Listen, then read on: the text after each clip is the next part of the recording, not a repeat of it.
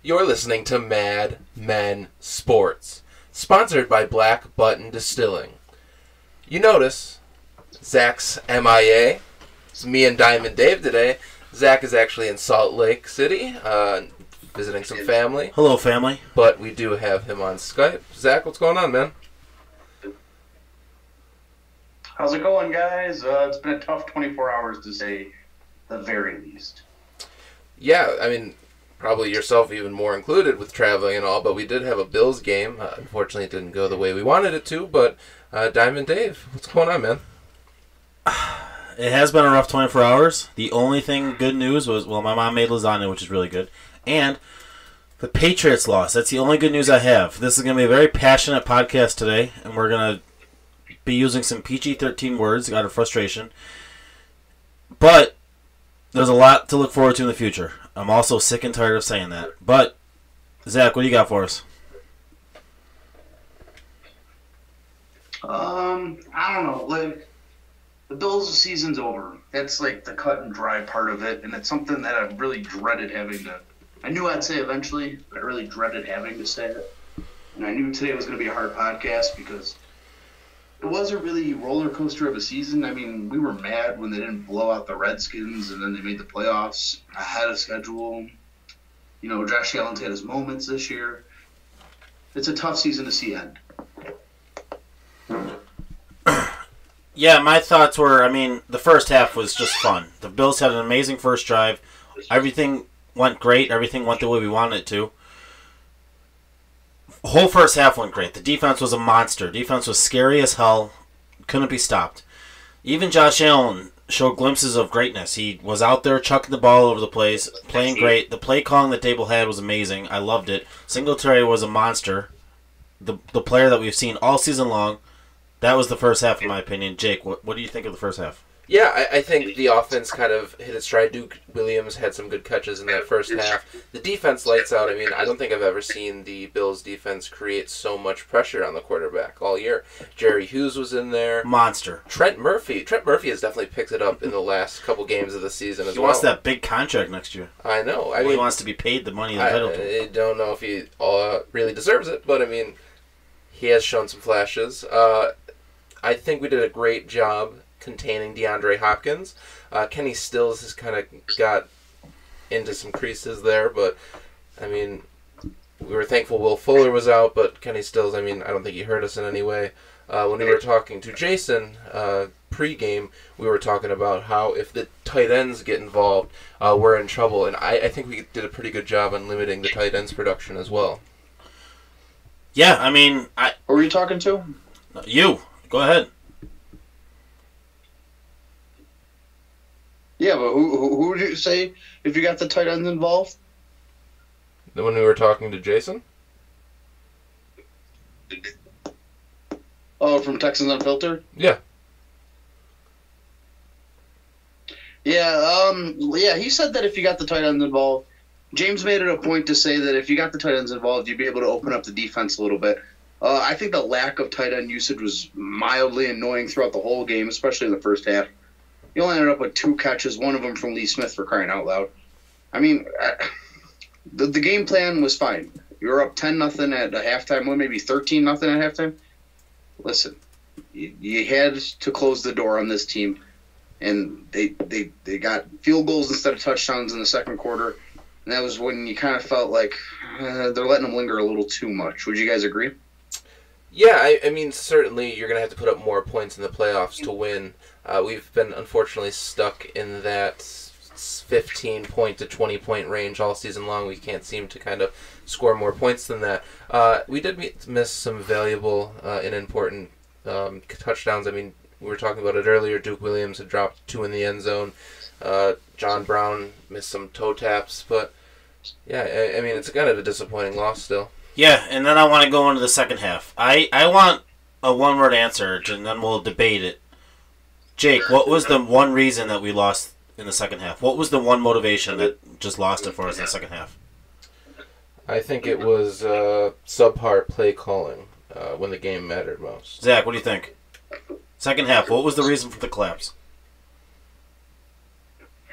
Listen, I don't think there is a one-word answer. If I had to put it in one word, just to feel like I get my emotions across correctly, the defense just kind of did something they didn't do all year and just kind of broke when they didn't need to break.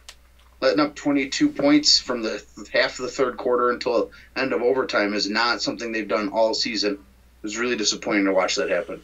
Yeah, so let's give me my rant. The Bills played great in the first half. The Bills played 2 quarters of football in a game that we needed 4.5 quarters of football. The Texans also played 2 quarters of football. They played the right 2 quarters, though. The Bills came out in the second half just without any motivation or anything going on. We can bitch and moan about the refs dropping the... We'll talk about that. Josh Allen is my reason. I'm going to rip on him, and I'm sorry. He's still my quarterback of the future, but I'm very frustrated with him. In the fourth quarter and the third quarter, he's playing hero ball, and you can't argue that when he's doing things that are costing the team. He did the little pitch play after a 13-yard run to Dawson Knox for no reason. You're playing hero ball at that point. You're getting a... That's the end of the fourth. You're getting a sack there with Feliciano touch the ball. Just take the sack. We watched the game earlier today with Drew Brees. He just took... They lost the game, yes, but he just took sacks. He threw the ball away because he just knew there wasn't a play there. Just know when you have a play, know when you don't have a play. Also, the coaching staff. You go out and you see Trey White. Me and my friends are watching, and Trey White's playing 10 yards off Hopkins. The Bills are playing off when they shouldn't have been playing off. They're only up by 16 points. The Bills had a problem all year with going up on teams. 16 points is not winning the game. You had White, you had Kevin Johnson, you had safeties all playing back. The game is still very much in play, and at that play that we noticed with White, that I personally noticed, Hopkins caught his long ball for 38 yards on that play. And then you also have... I never understood why they do this. So, when we need to make a play, Josh Allen on second and long and third and long, he throws it deep to Duke Johnson. Duke Williams, the same exact route is thrown. Same ball lands in the same place. It's the same exact route, double covered. It's just designed that way. I don't get it. And also, DeMarco, why is he out wide? I understand why he's out wide, to draw pressure from someone else, to free someone else up. But then you throw the ball to him when the game's on the line. A fullback that's barely used. You throw the ball to him, throw the ball out of reach. It's just, we're panicking. We weren't ready for the game. It was a lack of maturity from Josh Allen. I am bashing on Josh Allen, but his maturity level showed in the second half. Zack's going to blame the defense. Well, the defense got us where we were this season. They've done everything they can do. Texans, we knew they had a good offense. Their offense showed. Their offense came out, they played, they did what they had to do. The Bills, again, played 2 quarters of football. There's 4 quarters of football in a game. This one had 4.5, and the Bills were non-existent for 2.5 quarters. Do you agree or disagree? Yeah, I think the weirdest part about what you said, which I agree with, of course, is throwing the ball deep to Pat DeMarco. I mean, dude's double covered. He's no taller than 5'10". What do you think you have there? Well, I know you're looking. There's a couple things. You're probably just looking to throw the ball away, or you're also looking for pass interference. But why Pat DeMarco? Why is he's one of your blockers? Why is he have an option to go deep there? If you don't have the talent to do it, and also Cole Beasley wasn't used much in the game. Did you notice that? Yeah, he wasn't out there much. Duke Williams was everyone's favorite. Duke Williams was out there. Beasley didn't play much. Is he injured? We don't know. Is he need surgery? We don't know. I'm sure the report's going to come out. But he just wasn't used all season. He wasn't used all day. And Brown wasn't used much either. Yeah, to have success, I mean, Cole Beasley's going to have more than 4 catches. Yeah, I saw a thing that he was only on the field 15 plays, which I don't get. So there's something going on there. Zach, you got anything for us? Yeah, there's a lot to unbox of what you two just said. Unbox it. Yeah, that was interesting. In the taking sacks category, the play reference was the Feliciano touching the ball. A, he shouldn't have touched the ball. B, you have to throw that away. You cannot take a sack in that scenario. You're running out of time. You have no timeouts. You're trying to get in a field goal position. You couldn't have lost yards by taking a sack on that play. Jacob, Pat DeMarco was 6'1". Not that matters. That's the play that had me bashing my skull against the floor. Why is he out there? A. B, are you throwing in a double coverage to a fullback? And C, why is he still on this team, for crying out loud? We don't need a fullback. This is ridiculous. Then you're paying of money to be a fullback in the NFL when you don't even use him. He's had 3 carries this year for 7 yards. What we need, a guy that's making over $1 million, especially when you have Lee Smith on the. I mean, it doesn't matter at this point. We're into the offseason. The game it got so annoying. Like you said with Josh Allen making that pitch play. Listen, it's a play that right now looks ridiculous.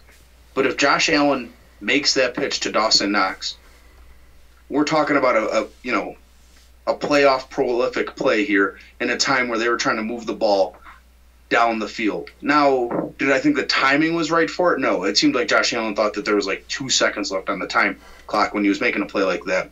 It was very weird to see him kind of put the panic button on there.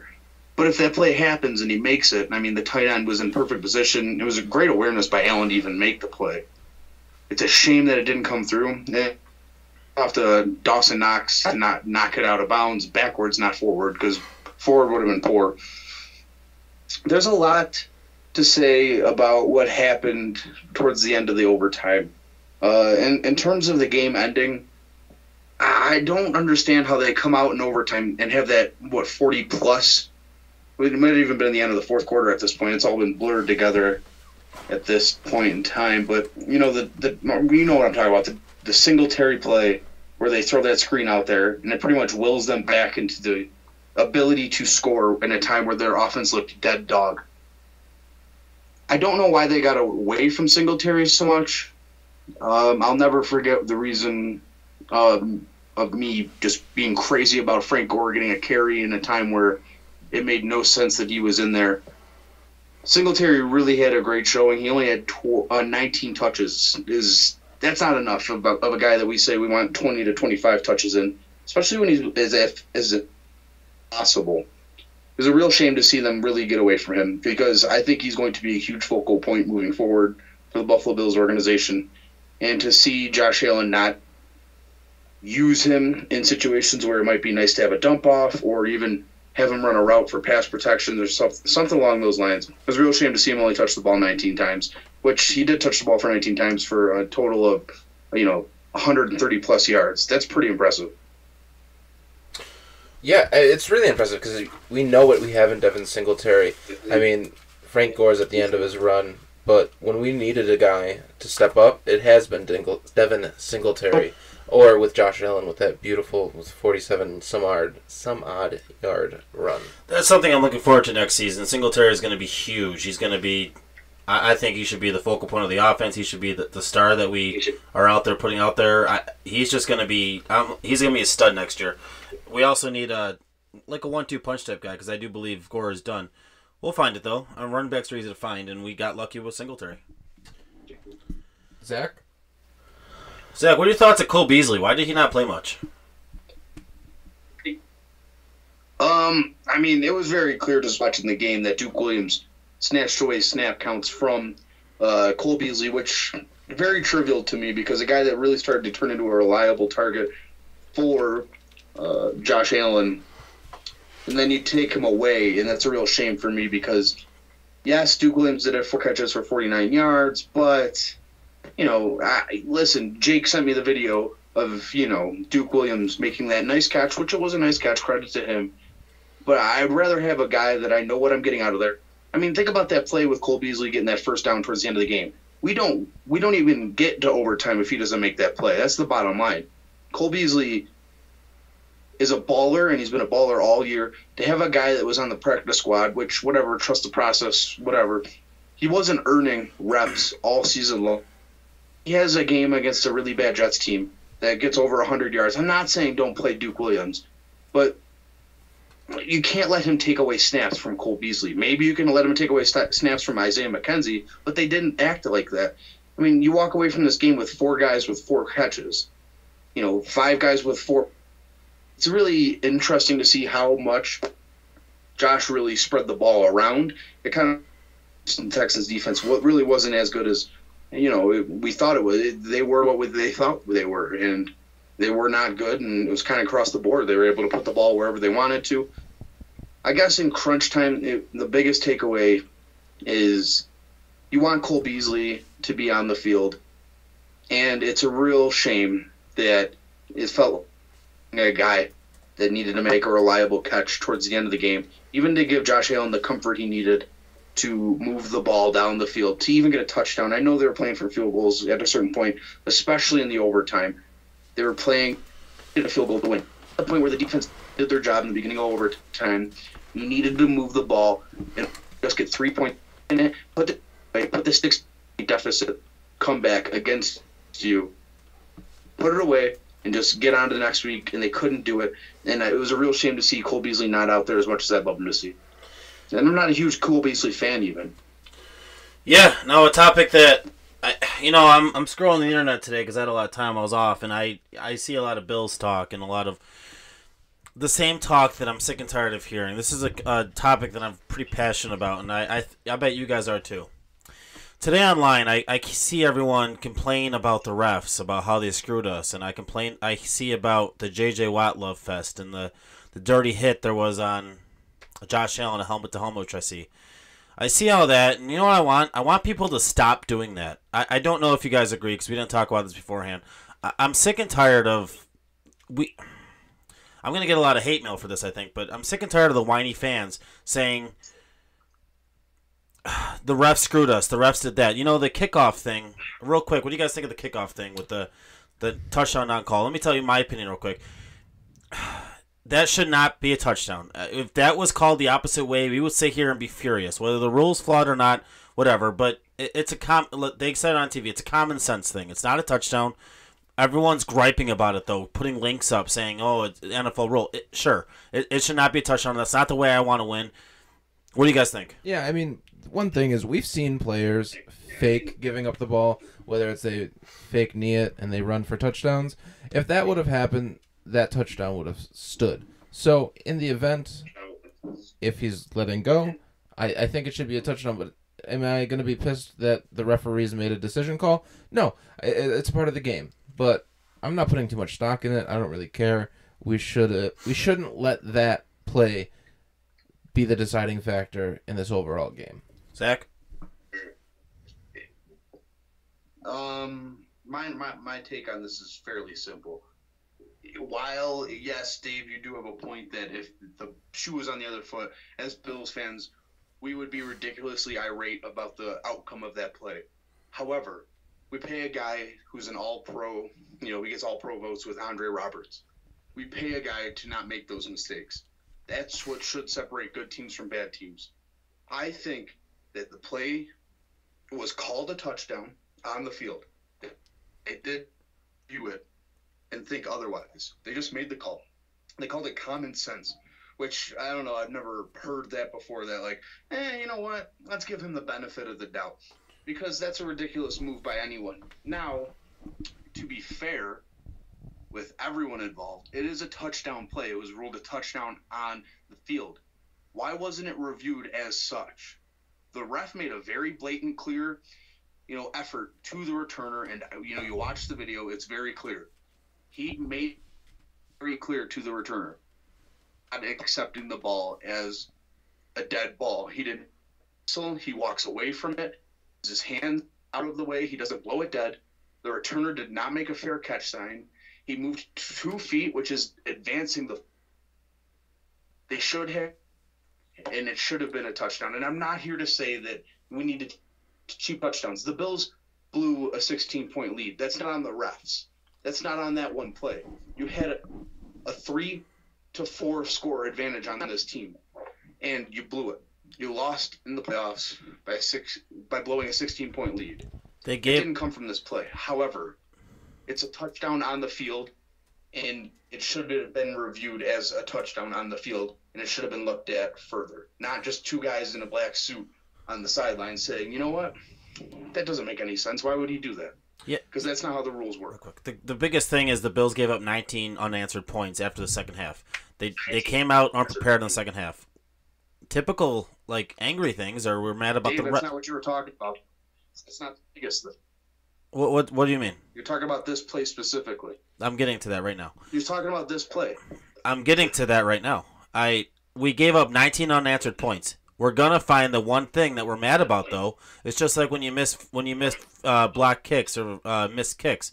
This is the one that we're picking, though. We're picking the one with the ref. I agree with you that the rule says what it says, but to me, he was clearly a dead ball. It was clearly a dead ball.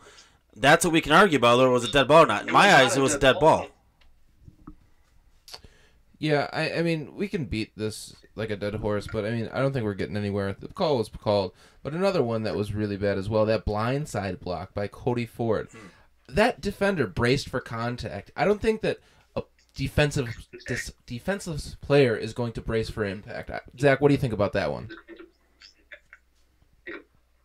Listen, a blindside block is, it's a fuzzy rule. I think it's a poorly worded rule. It wasn't what they think is a blindside block isn't actually a blindside. What they want is the defenders to square up shoulder to shoulder, or the two players to square up shoulder to shoulder for each other in order for it to not be a blindside block. He did see him. That's very clear looking back at the footage. They saw each other. There's no mistake there that he braced for impact. So but the rule says that you can't attack a guy without him being turned around and look. Now, he did glance at him, but I don't think, I don't know. I think it's a ridiculous call that, listen, you just don't call that call.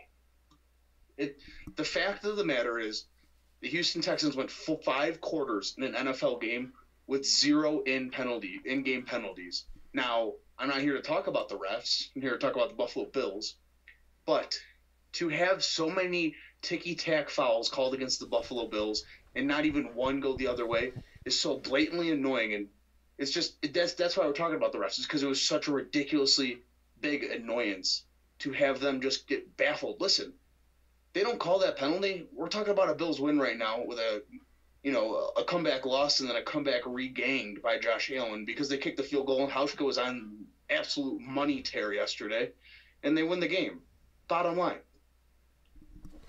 Yeah, and I mean, it seems like a piss poor excuse to talk about the refs and talk about what didn't happen. I mean, Dave, what are your thoughts about that? I mean, I think that I've said this before. You can call holding on every single play, and yesterday there was not a single holding play called between either one of the lines, and to me that's just insane. There were a couple pass interference calls, but to me that's just insane that there's just no holding. It's like you got to find something, and they just let up yesterday. But then the one play that they do see is a bullshit call on Cody Ford, which I don't know where that came from. It wasn't in my eyes, it wasn't, but I'm not here to complain about that. The Bills gave up 19 unanswered points. That's what I'm talking about. Dave, do you want to give your diamond in the rough? Who do you guys think it is? Oh, man. I don't know. Devin Singletary? Zach? The refs.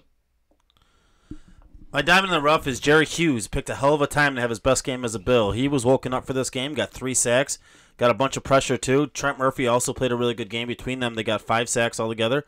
Jerry Hughes gets his 2nd diamond of the season. Congratulations, diamond in the rough, Jerry Hughes. I know, he's a Texas boy too, going to TCU. Yeah. Horn Frogs? I don't know. TCU Horned Frogs, yes. Horned Frogs. Zach, man. It's a shame that the Bills season is over, but do you want to know what a good thing is, Zach?